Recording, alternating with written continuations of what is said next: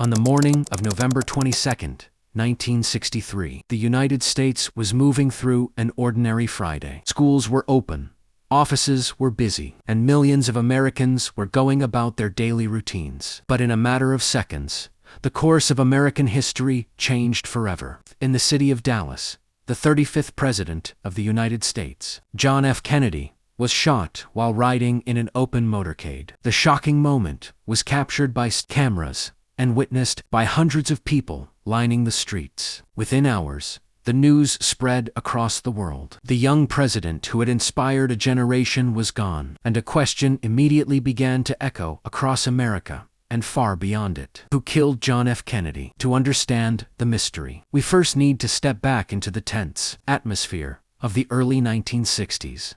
The world was deep in the Cold War. The United States and the Soviet Union were locked in a global rivalry. Only a year earlier, the Cuban Missile Crisis had brought the world frighteningly close to nuclear war. At home, the country was also going through major change. The civil rights movement was reshaping American society, and political tensions were running high. Kennedy himself was both admired and criticized. Many people saw him as a symbol of hope and progress, while others strongly opposed his policies. On that November day, President Kennedy arrived in Texas as part of a political trip meant to strengthen support before the 1964 election. Crowds gathered along the streets of Dallas, waving flags and cheering as the presidential motorcade slowly moved through the city. Then, as the motorcade passed through an area known as Dealey Plaza, gunshots rang out. The president was rushed to a nearby hospital, but despite doctors' efforts, he was pronounced dead a short time later. The nation was stunned. Television networks interrupted their programs. Radios across the country carried the same heartbreaking message. Within hours, police arrested a man named Lee Harvey Oswald. Oswald was a former U.S. Marine who had once lived in the Soviet Union.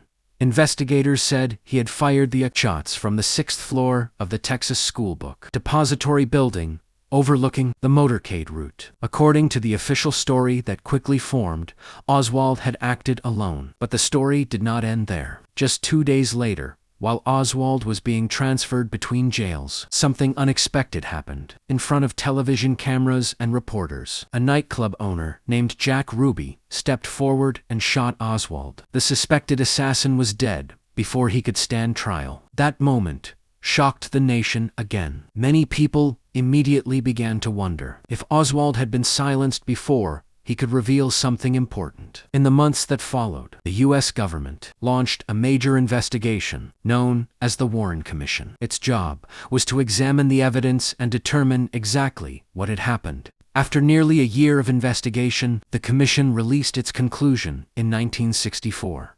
According to its report, Lee Harvey Oswald had acted alone when he killed President Kennedy. There was no proof of a larger conspiracy. For many Americans, however, the questions did not disappear. Some people found it difficult to believe that a single person could carry out such a historic act without help. Others pointed to confusing details in witness statements, photographs, and recordings from the day of the assassination. Over time, many alternative theories appeared. Some suggested that foreign governments might have been involved, possibly the Soviet Union or Cuba. Others speculated about organized crime groups, political rivals, or even secret government agencies. Each theory tried to explain pieces of the puzzle that seemed unclear to some observers. Years later, another government investigation, known as the United States House Select Committee on Assassinations, revisited the case during the late 19th. Committee concluded that while Oswald did fire the shots, there was a possibility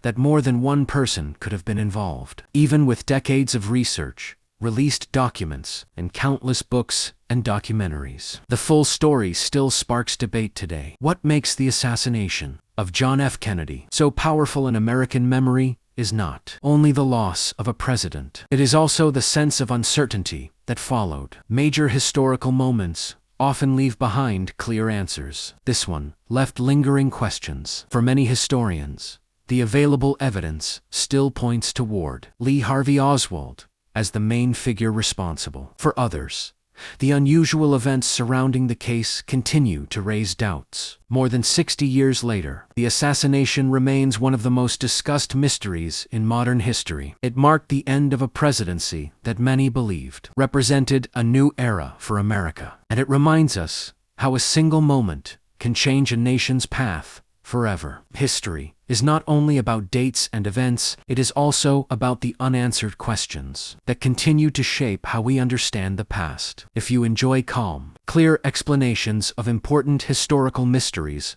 like this one, consider subscribing to the channel. New videos explore the stories behind the moments that shaped our world. And sometimes, the deeper we look into history, the more fascinating the story becomes.